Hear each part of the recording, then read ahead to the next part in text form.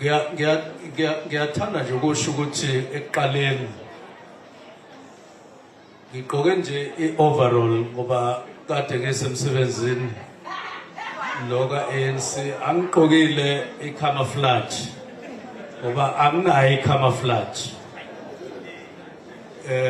futhi ke angiphethe spam ngiphethe nje i-iPad nalamaphepha engizowasebenzisa futhi nabo bonke laba balapha etafuleni ngeke ngababukisise emaphakethini akekho ophethe isibhamu ngoba semcimbini nje umphakathi kahle kubalekile ukuthi sihloniphe umphakathi ngaleyo ndlela.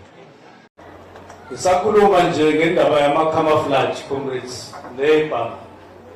Ngiyathanda nje ukumention ukuthi i-ANC ezabalazile kwathi ezingeni elithize lomzabalazo ya-appointa ama-generals amnyama ukuthi nathi njengabantu abamnyama sibe nama-generals empini kusho ukuthi ku-army kanjalo nasemaphoyiseni.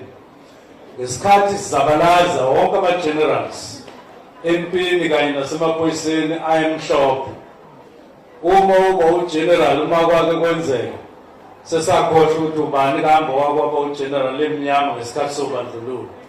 Sazi abantu bakithi abamnyama. Manje ngiyathanda nje ukuthatha leli thuba ngiyiqhakambise lento yokuthi ama-generals ethu emaphoyiseni nasempini leli thuba elavezwa yi-African National Congress bangalixobi ngenyawo ngoba lifike ngegazi, lifike ngesithukuthuku.